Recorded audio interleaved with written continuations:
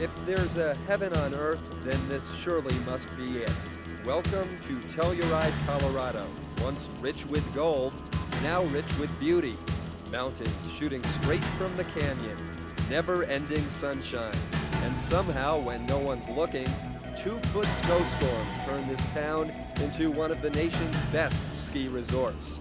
Today, the world's best professional mogul skiers have come to the San Juan Mountains in southwestern Colorado to take in the beauty, take off down the slope, and hopefully take away some cash as the Budweiser Mogul Tour begins a brand new season.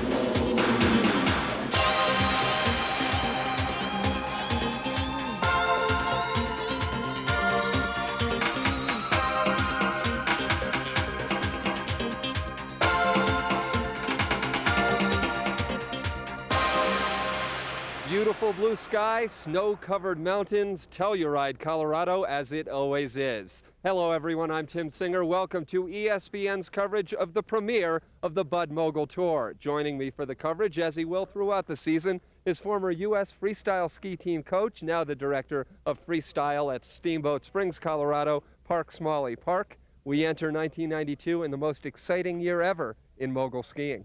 It really is, Tim, a premier year for freestyle skiing. Of course, it's the Olympic year, and in particular, freestyle skiing has been accepted into the Olympic family. Within that family, moguls has been given full medal status in the event in Teen France coming up in February. The Americans are expected to do very well there, and I think the entire freestyle community, both professional and amateur, are going to benefit from this season. Well, we've got great professional American skiers right here. Who are some of the ones to watch? A couple of names come to mind on the Bud Mogul Tour. In the last 6 years, 2 guys, Scott Koff and Cameron Boyle, have taken over the title at the end of the season. But in particular, there's an influx of new skiers. Some former World Cup skiers. Brad Holmes had a very successful season on the World Cup Tour over his career there. Justin Patnode, just a couple of names to mention. Also a Swedish team that's here. So I think the competition's going to be fierce. Great competitors, great showmen as well. This is a sport you've got to see to believe. But Park, can you describe it at all? Dual mogul skiing is a head-to-head competition. It's very exciting. A situation here, you're on a steep course, almost 32 degrees, very technical course. But what you're going to see here is 2 skiers coming down side by side, judged on their turns in line, their aerial maneuvers, and their speed.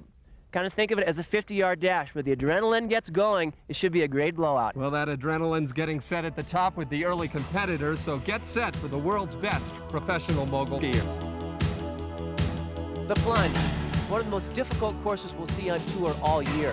This particular course is 75 feet in width, 1,000 feet in length, and just about 38 degrees for an overall pitch, which is very, very steep and makes it extremely tough for the skiers to handle.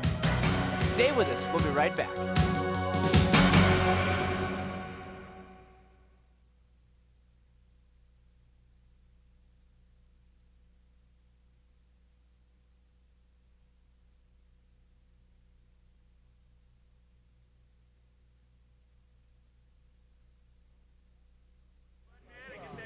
Welcome back to the Bud Mogul Tour. Tim Singer along with Park Smalley. Before we check out the action on the hill, let's look back at some of the highlights of the early rounds. One of the great early matchups and a fluke of the draw pitted Dave Hilb, last year's tour runner-up, against former World Cupper Bradley Holmes, a newcomer on the Pro Tour with high expectations.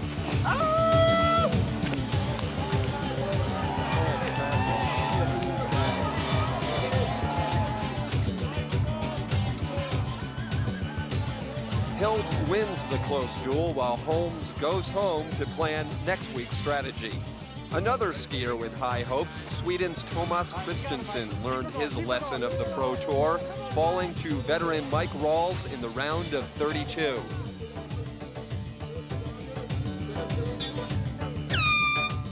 Meantime, 2-time defending Tour champion Cameron Boyle used his consistent style to get by Kevin Brown in the first duel, then outpointing Mike Rawls in the round of 16. You all right, Mike? The top seed moves into the quarterfinals in a great first matchup as Boyle will face 5-time tour winner Scott Koff. Then you have Mark, the Flying Frenchman Dufour, going up against Chris Carson. Youth against experience when Justin Patnoe faces Scott Rawls. And then finally, Pat Burka against Dave Hill. So the original group of skiers are now down to the Elite 8, and Park Smalley, they'll be watched much more closely by these judges in the final rounds. What exactly are the judges looking for? Well, first of all, Tim, there are 5 judges. Each judge has a total score of 5 points to work with. But in particular, each judge has a different thing to look for. First of all, there's 2 judges that watch only the turns. Turns being how well the skier skis from point A to point B, in other words, fall line skiing, the carving action of the skis, the absorption, the economy of motion. One judge will watch only the aerial maneuvers. This is the takeoff of the air, the execution, and of course the landing, and how well they get back into the turns. And the other judge will score speed. Speed will be a calculation based on how fast they come across the finish line. The final judge is just an overall judge. He watches a little bit of everything and give his best score out of 5. Total of 25 points from the judges, a 13-12. The 13 is a victor, the 12 goes home. And we're back at the plunge and ready for the quarterfinals of this Bud Mogul Tour premier event for 1992. The 2-time defending champ Cameron Boyle on the blue course on your right. He's skiing against Scott Koff. Koff finished 9th last year. Does he have a shot? I think they both do. You know, we talked to him earlier in the week, and one of the things that both of these guys talk about is consistency. But I think the key here, Tim, is not only consistency, but confidence. And both of these guys have it, so it's really going to be the guy that makes the least mistakes on this run. Well, it's Boyle with the double maneuver right off the top. Team members, besides this, they're skiing head-to-head at this point. Both making some really good turns. You got to bet they see each other out of the corner of their eye and are pushing it just because of that. The second jump very important. And some great air by Cameron Boyle, who just gets across the finish line first. It could be Cameron Boyle advancing. Looked like Scott Koff had a little trouble on his second air that time. That could be the problem there that cost him the race. And 4 of the 5 judges give the edge to Cameron Boyle. Boyle will advance to the semifinals in search of defending his tour championship. You can see right here where Scott gets a little bit back on his skis. This makes it very difficult to hold an edge on a 38-degree hill. Now looking at the camera, getting into that second jump, he got his arms just above his head, which should cut down a little bit on the execution of that spread twister. Next up, waiting at the top, the veteran against the kid. Mark Dufour, the Flying Frenchman, he's taking on the blue course, Chris Carson. Last year, in his first year on the tour, Carson ended up 4th in the overall points. A really great finish for his first year. I think what you're going to see here, Carson, the technician, Dufour, the skier that takes a little bit more on the edge and may have a tough time hanging on as this light gets a little bit flatter and the course gets hard. But let's take a look. Big air out of the gate at the top there, kind of shot him out of his fall line a little bit. Might cost him a 10th or 2 from the judges. Chris Carson, a self-taught skier. His goal is to chase the big dogs and move up from number 4 in the world. Skiing pretty head-to-head at this point. 10, they're coming in the jump. This could be, oh, some trouble in that left course there by Dufour. He recovers, though, with some great air on his second jump, but a clean ride by Chris Carson. This is going to be a close call. And the Flying Frenchman, by virtue of flying up some great air on that second jump, barely advances into the semifinals, eliminating Chris Carson. More quarterfinal action from Telluride when the Bud Mogul Tour returns.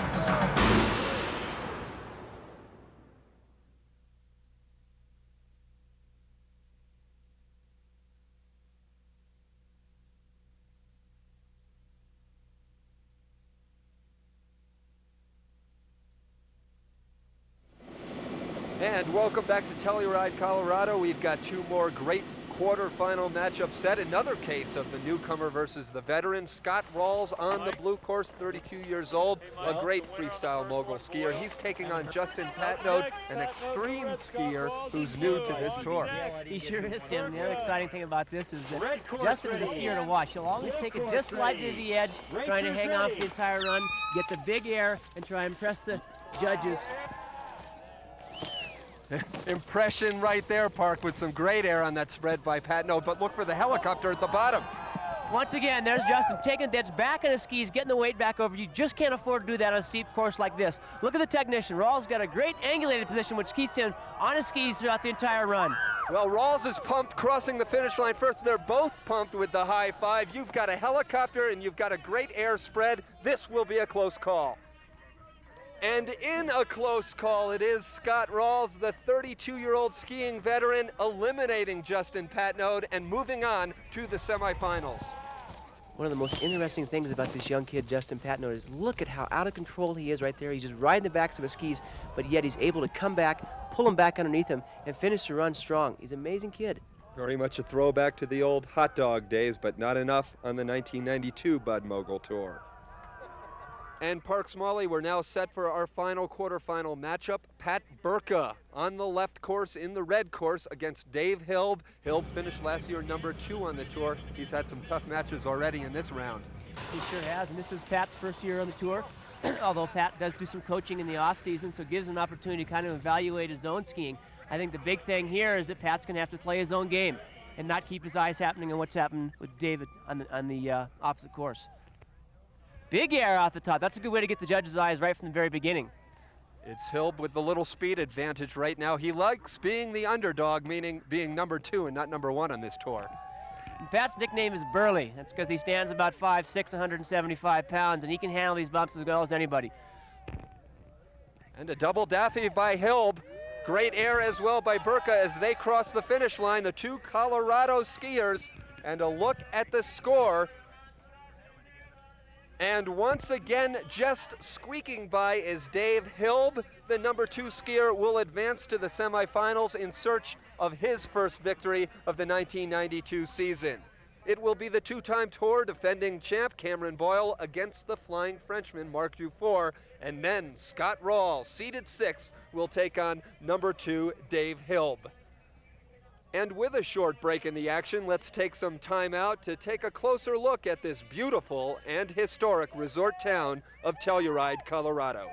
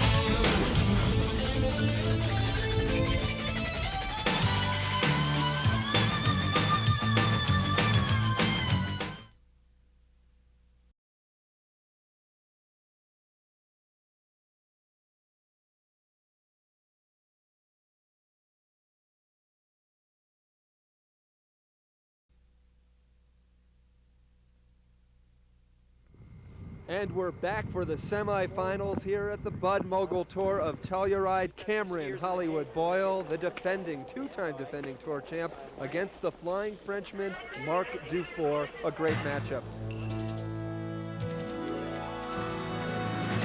Well, last year I finished 3rd, but it was not on the same course. This one is pretty steep. So, well, I train on pretty steep course this fall.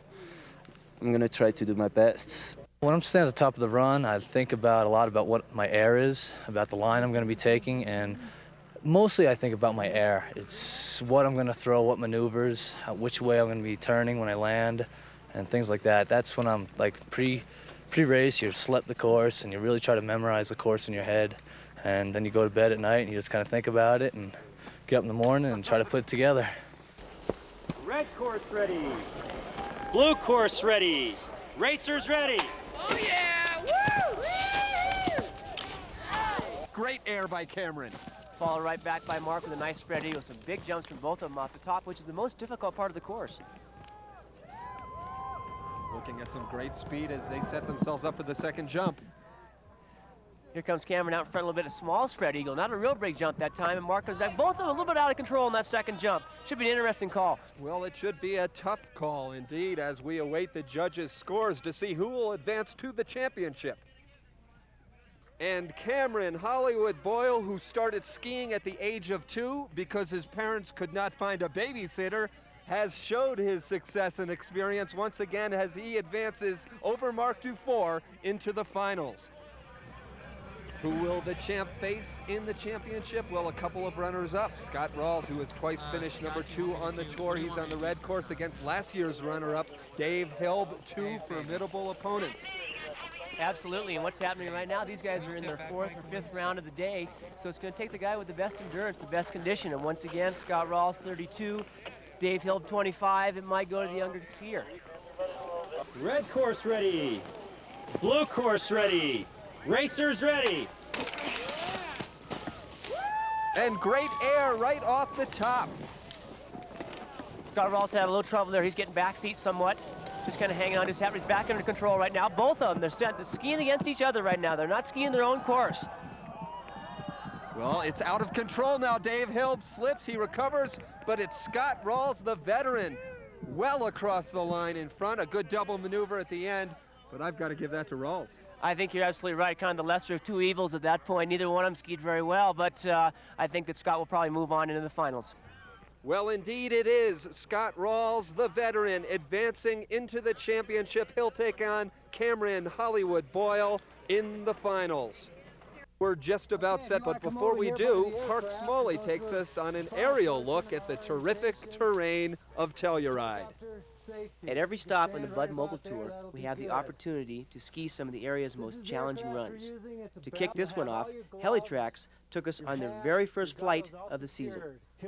These lucky guys, members of the White Stag team, Mike Rawls, Chris Carson, and Justin Patnode, are gearing up to be dropped off high atop the beautiful San Juans.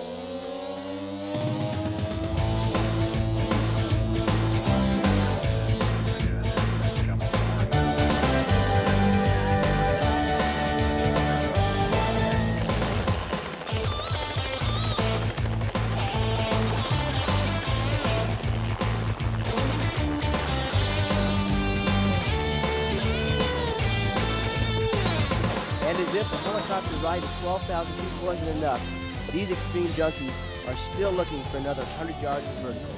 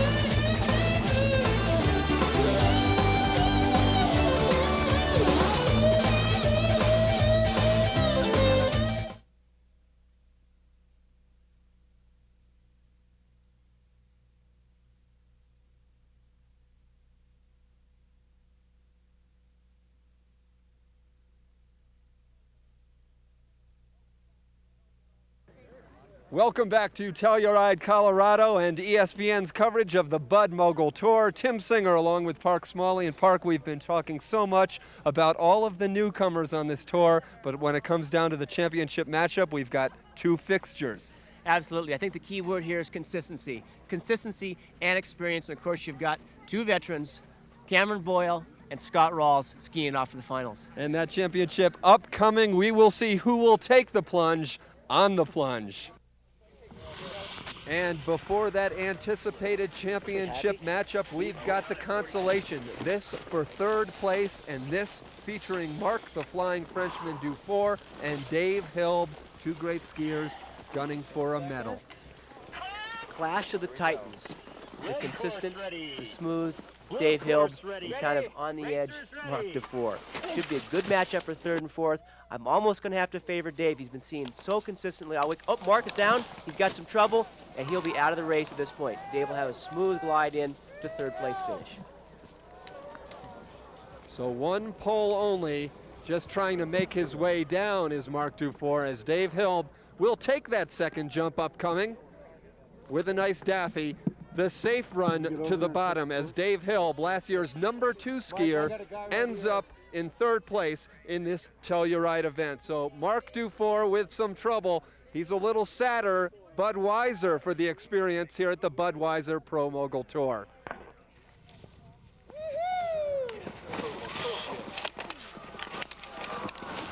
Two things I can see happening here that set up Mark's crash in this top jump. He took it with a little bit too much power coming out of the gate, but more importantly, his eyes were focused directly on the landing where he's going to be putting his feet down.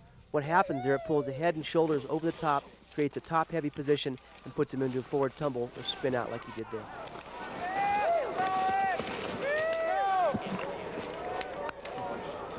And Park Smalley, we are now set for the championship. This one for all the marbles, not to mention the first place prize money. Cameron Hollywood Boyle on the right side, the blue course, trying to pick up where he left off last season. He'll be taking on the veteran Scott Rawls, 32 years old from Breckenridge, Colorado.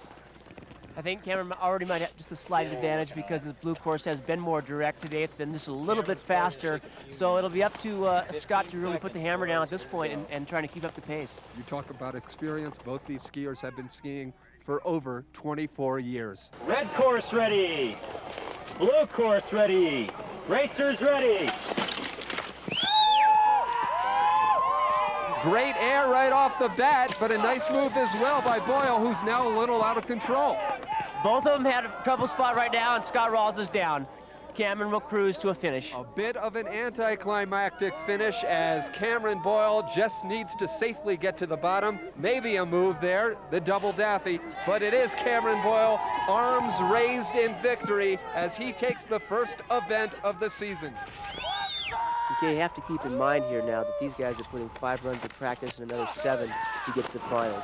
And I think right now it's just a matter of the youth of Cameron showing through here where Scott went down, probably just exhausted.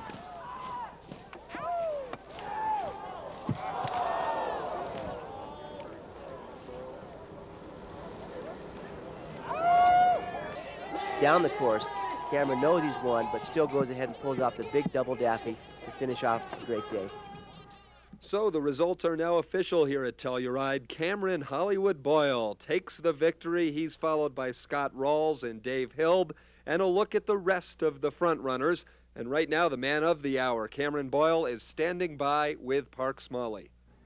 Today's winner, Cameron Boyle, at the first Bud Mogul Tour here in Telluride, Colorado, on a very, very difficult run the plunge, a steep course. Yeah. We talked a little bit earlier, you talked about consistency. I don't think anybody today skied more consistent than you did. But my question to you is, what about the confidence level? Did you have it going into this first event? My confidence, it was kind of rattled, you know, with a lot of sponsorship trouble during the week and things like that. But you got to put that all behind you and just get down to business and just ski. How tough was the course at the end of the day in your 7th run of the day? I was getting pretty tired, and it's a long lift ride up there, so you get pretty cold coming down, and it was real tough. It was definitely the most demanding run of the day. Congratulations, Cameron, on a great finish. We enjoyed watching you ski. Thanks, Clark.